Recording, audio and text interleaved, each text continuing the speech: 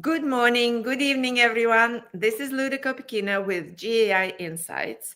Welcome to Daily AI News Review, where we mark or rate news, AI news, essential, important, and optional. Please follow along at gaiinsights.com/articles. And please tell us what you think about the news items that we are reviewing. We'd really appreciate it. Today, I have John, Ankaj, Adam, who doesn't join us very much these days. Welcome, Adam. Paul, and special guest Lucinda Lindy from Ironside. She has been featured in CIO article recently. So great to have you, Lucinda. Always great to be here. Great. Let's start with the first article, please, Ankaj. Sure, Luda. So the first one that we have for today is a big one and comes from Anthropic, and they have finally introduced Claude 4 Opus and Claude 4 Sonnet.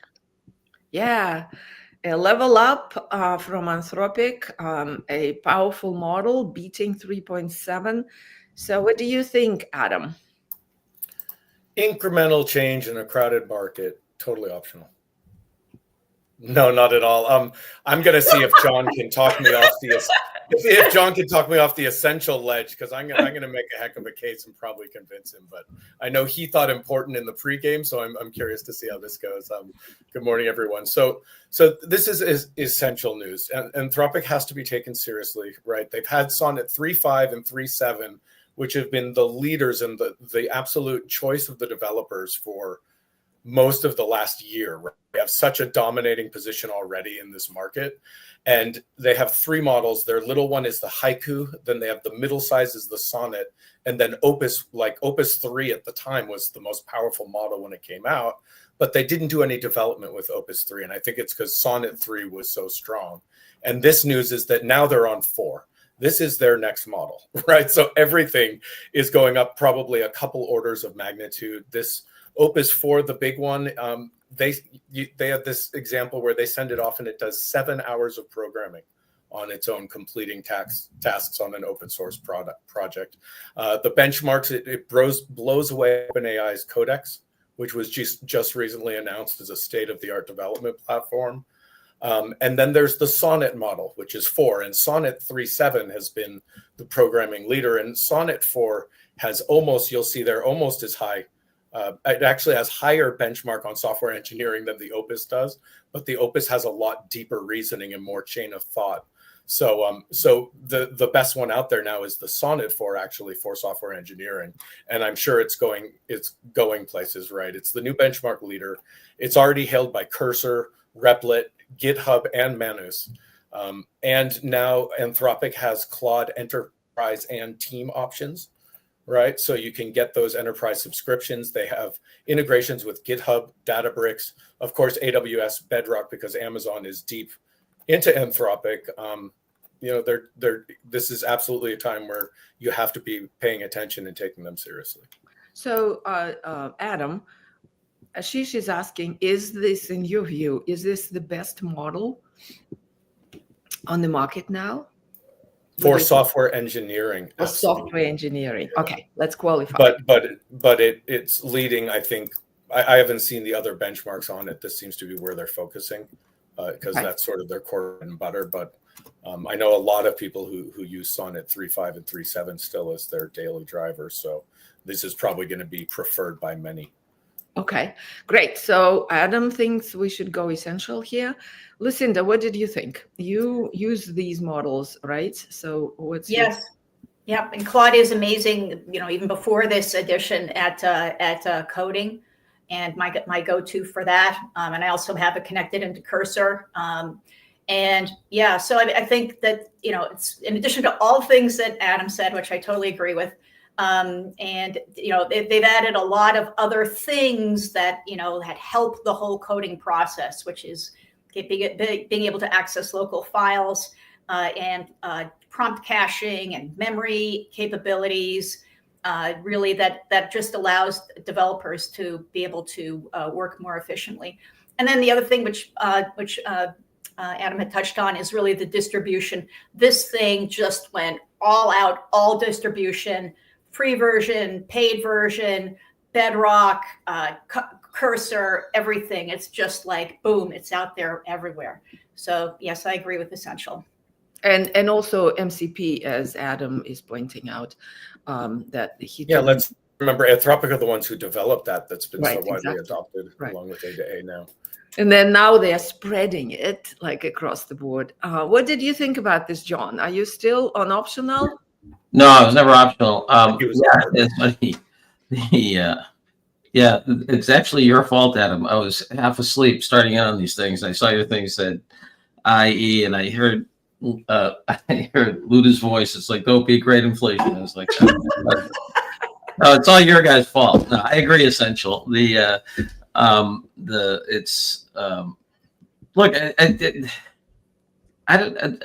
get to it with Ethan Mollick's thing in a bit, which I'm only gonna give, I don't know, at most important. But the thing about this that's happening is, if you're not paying attention, like I just keep running into executives who should know this stuff.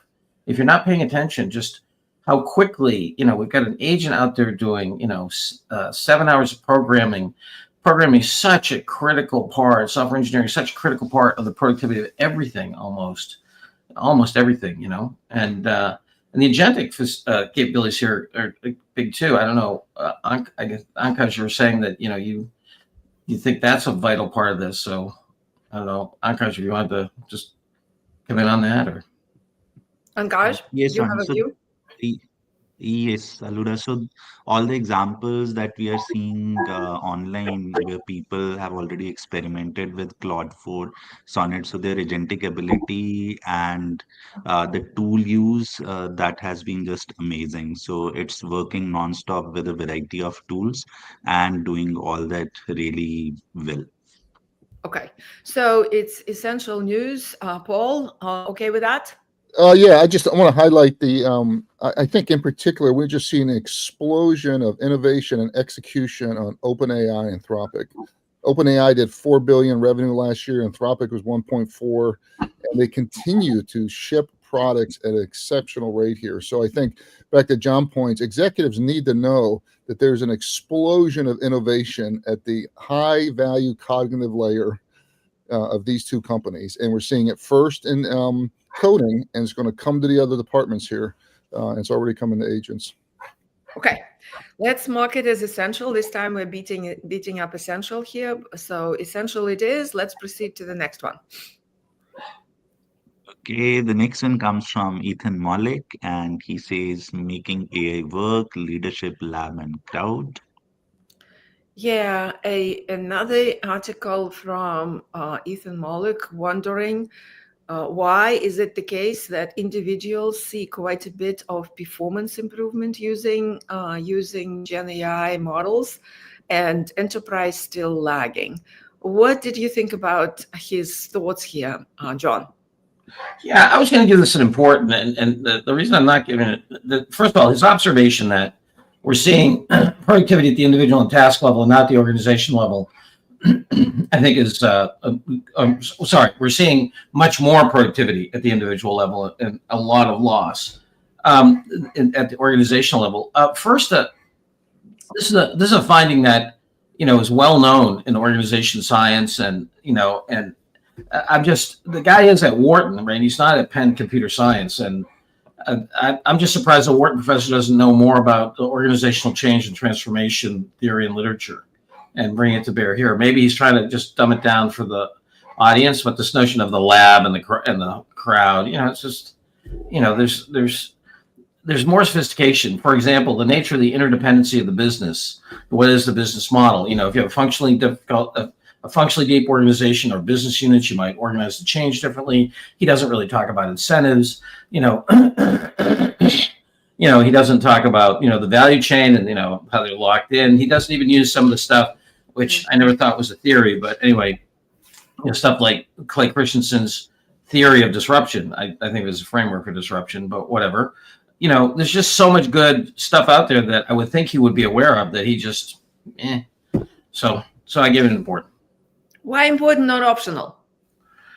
Because I think he does a great job in the observation. Ah. I mean, he sets it up well, but the But solution. doesn't deliver on it, right? I totally agree. What did you think about this, Paul?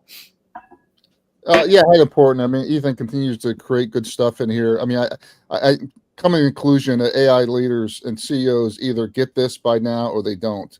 And I'm not sure reading how many more articles like this gets a skeptic to raising. So I don't know if this changes minds, but it is a good summary of the ones out there. So important.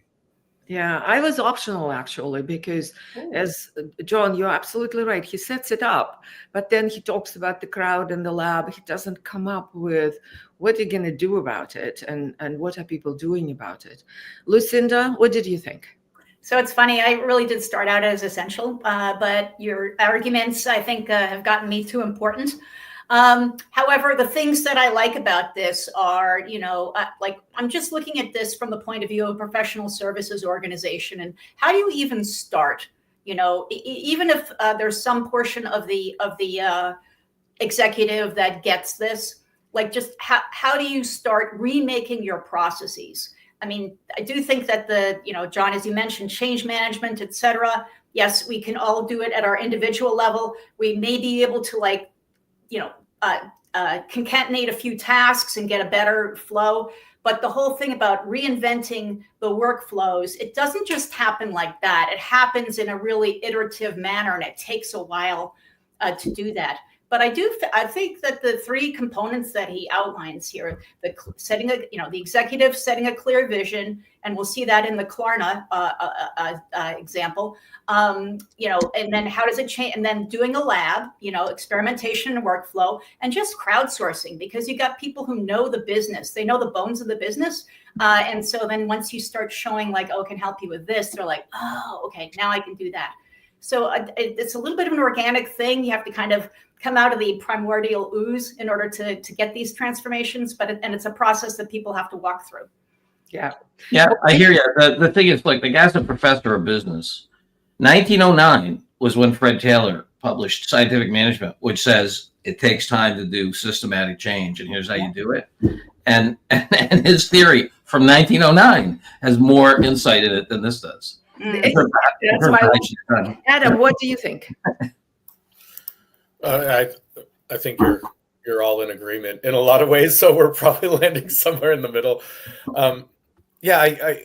First of all, I want to call out he leans heavily on that Danish study that we had some doubts reviewed, yeah. And so there's some cherry picking of statistics potentially going on to help make this case, but he does a good job of making a really good, clear case about what the problem is, which I think it's important people are aware of. And for that matter, I'd keep it important, Ludo. But beyond that, it goes back to sort of just his opinion and his ideas on the way things could go. Okay. All right. And that's very much his style. He likes to sort of take his creative liberties with his approach, and I appreciate it. He also has some really good insights here, so I definitely keep it on their radar. Okay, important for the setup of the problem that every leader should actually be very familiar with, but it's a pondering article, and that's important. Okay, important it is. Let's proceed. Okay, the next one comes from Klarna. So Klarna recently had their earnings call, and Klarna used an avatar of its CEO to deliver that call. Yes. Lucinda, what did you think about it? Yes, so I thought this was important because it's literally leading by showing. In this case, the Klarna CEO gave the Q1 25 earnings report as an AI, which just really underscores, number one, hey, let's have AI in our executive communications. He talked about the customer, the efficiency that it brought to the organization. Since 2022, they've reduced their number of employees from 5,000 to 3,000. They're now at the point where they're averaging $1 million of revenue per employee. They're I think very nuanced and getting very skilled at kind of balancing the AI and human interaction. Like, when do you bring it in, and when do you rely on the humans? So I just thought it was really good. It's kind of like in the same vein as the Shopify memo. just saying like, hey, we got to think AI first and really start, letting it inculcate into all the processes, including executive communications. This is an interesting move to demonstrate that they are serious to this level. Okay, what did you think about this, John? Yeah, it's going to be important. It's more than a parlor trick, and I think it'll speak to a lot of people. I don't think it's that big a set of insights on how the organization works. I think we know this kind of automation, so I was going to give it important. Okay, Paul, okay with important? Yeah, definitely important. I think AI leaders need to know this. I mean, this is to do a parlor trick in front of your earnings calls is a big deal. So yeah, it's walk the talk. Adam, going important, okay? Yeah, I'll just weigh in. I really thought it was a parlor trick. It's fairly optional. Like, it brings a lot of news and a lot of attention, and it's clever marketing to the way they're AI first. And I think the important line is really about how they're AI first, and to Lucinda's great points. The way they're really walking that talk and the thought leadership they're showing there. But the news about the earnings was a parlor trick, and I thought that would be optional. Yeah, it's really the message is walk the talk, right? If you're committing to AI everywhere, so you're showing that you're really seriously committing. Okay, let's mark it as, I was optional, but let's mark one it. thing I do think he should get kudos for the last 18 months. He has been using AI to keep his company in the news, and he's got a wildly disproportionate amount of press for that. So I do think that is a model for other companies to get out first in your industry, and you'll get some press. Well, it was probably the AI's idea to do this. Regardless, but it's interesting. I released an experimental avatar with a use case, and it got a lot of discussion. I got messages, a lot of views. So this is, it grabs attention. This is where it is at the moment. Okay, all right, important it is. Let's proceed. The next one comes from Mistral, and it is their document AI, which they are calling the world's best OCR. Yes, Adam, what did you think about it? Very focused on figuring out how to deal with very complex documents. Yeah. I was weighing in important, actually. In some ways, it's a crowded space and it's a product announcement, but the performance they're talking about, the cost they're talking about, the accuracy they're talking about, assuming it's all correct, and the way you can structure the output as JSON or really the text, and they've created a really good tool. It can run on a GPU. You can run it with NVIDIA NIMs. I think it's important. I have enough sense in the market of how many organizations desperately need a fast, cost-effective, easy to implement OCR solution for the amount of unstructured data that's just piling up, because for easily a decade, for a lot of them, since a lot of this whole cloud migration, they've just basically scanned things, and they don't have the intelligence yet around what they are or what's in them, which is what you need to take advantage of the AI. So it's a tremendously important subject, and if this comes up as good as it says it does, it's worth paying attention to. Yeah. And if you scroll down, Ankash, beyond that example, there's they have use cases with the specific applications, and it seems pretty powerful. Lucinda, you deal with this every day. What do you think? Yeah, I agree. Important. They announced this an earlier version in March of 2025. It had some issues with hallucination and data validation and document classification features. And it looks like they have taken that feedback from the marketplace and really, upped this particular version. I know that when we were looking at our contracts way back at the beginning of generative AI, one of the big stumbling blocks was OCR, for exactly the reason Adam mentioned, that a lot of things get scanned. So this is, I think this is really interesting. I definitely, if people are looking at internal processes and they want to kind of up them, that this is something to take a look at. Important. Important, not essential. No. Optional. Option comes from Paul. Okay, Paul.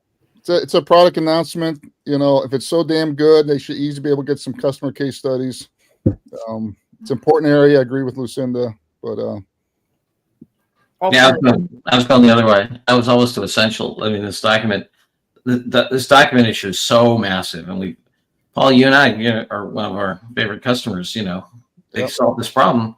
They have a different business. I don't know. I was leaning the other way. And it is, and the only reason for me that they're a market. They're a significant force in the market. It's a great product. I don't know. I agree that I'll give it important until we get case studies. Let me address the problem that's the big deal here that they're helping to solve is 2,000 pages a minute, right? I have one educational customer that they have 15 million student records they have to pour through.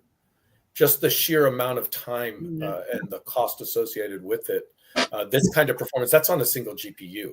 So they're making high speed OCR very, very accessible at an affordable price. And that's a big deal.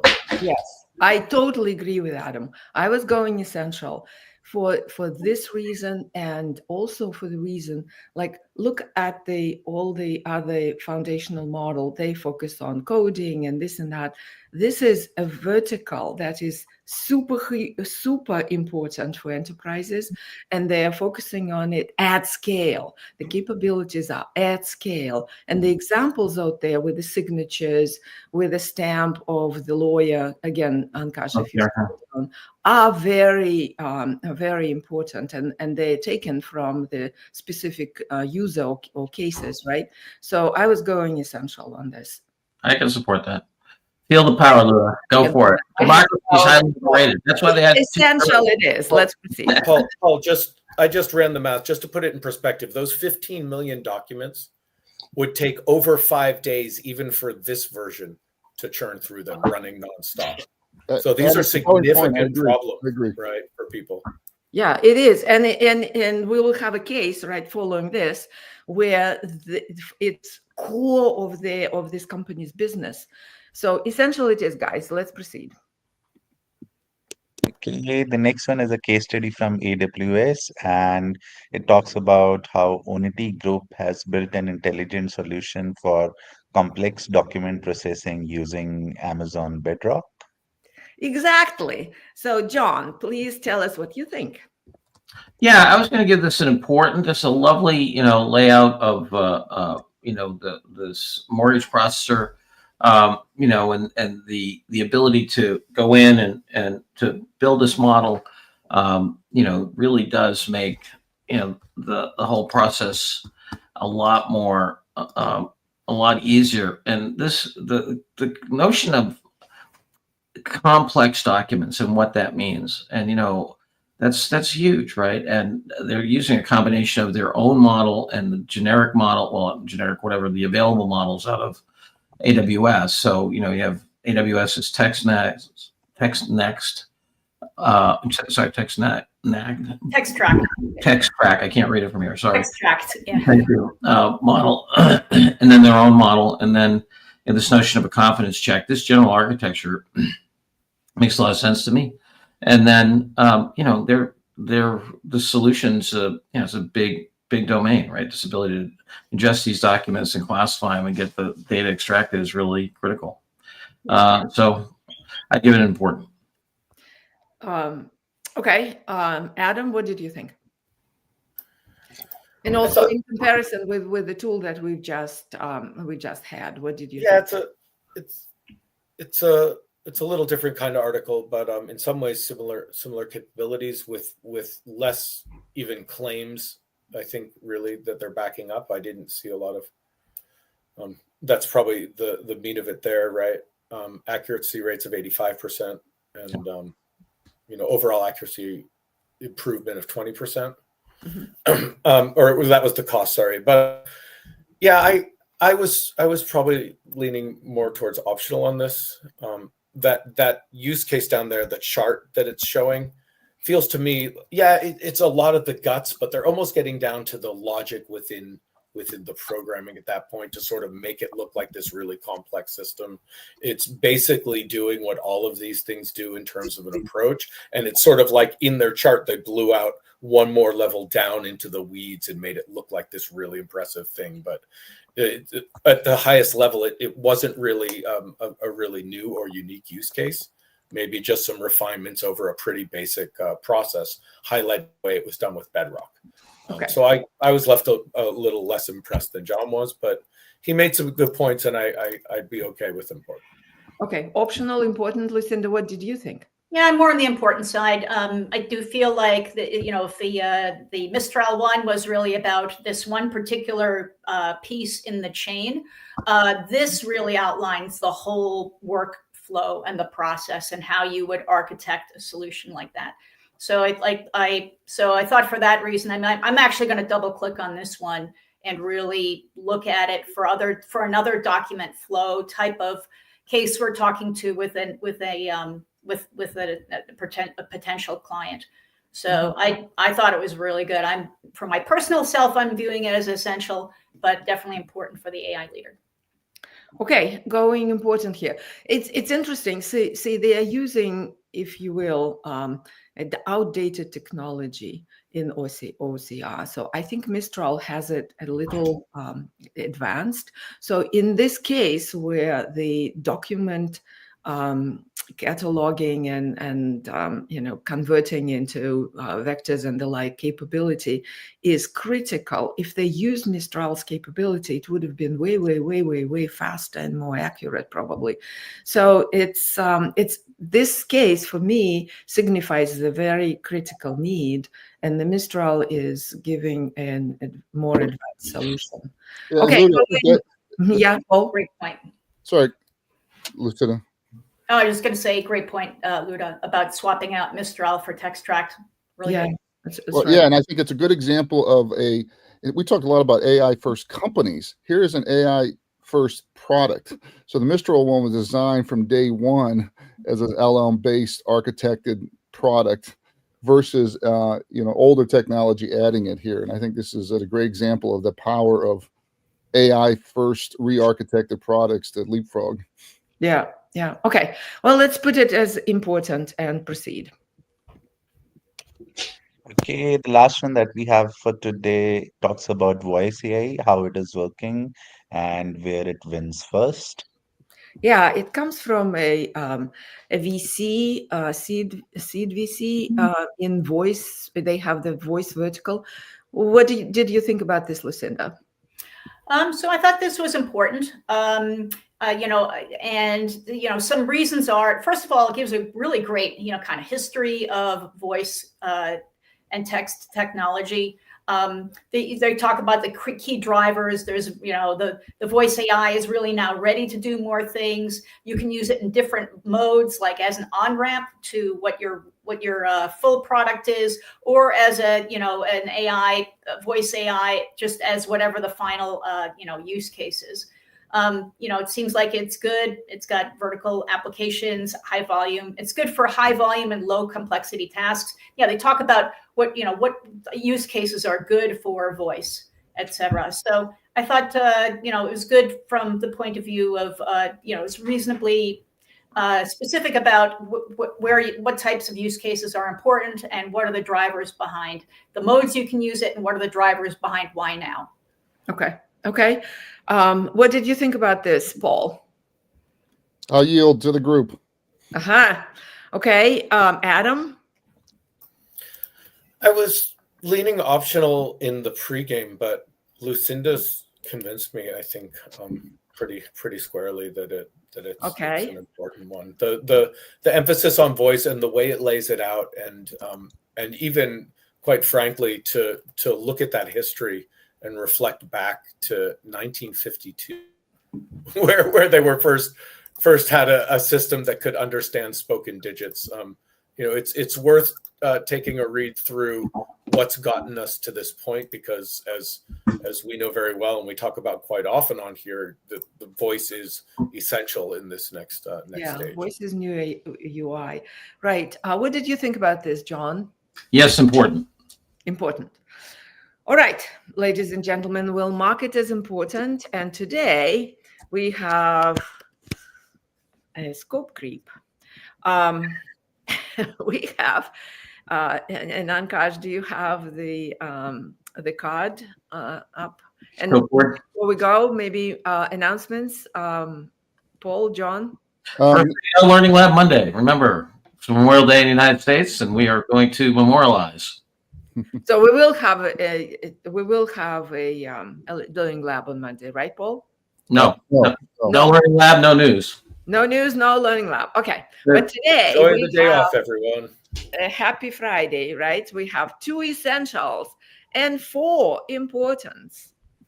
So a very heavy reading Friday. Thank you very much, Ashish, Simon, Ram, Vivek, for commenting, for giving us your views and questions. Really appreciate it. Lucinda, thanks for joining. Adam, go sleep. Thank you all. Have a great Memorial Day weekend, and we'll see you on Tuesday. Bye, everybody.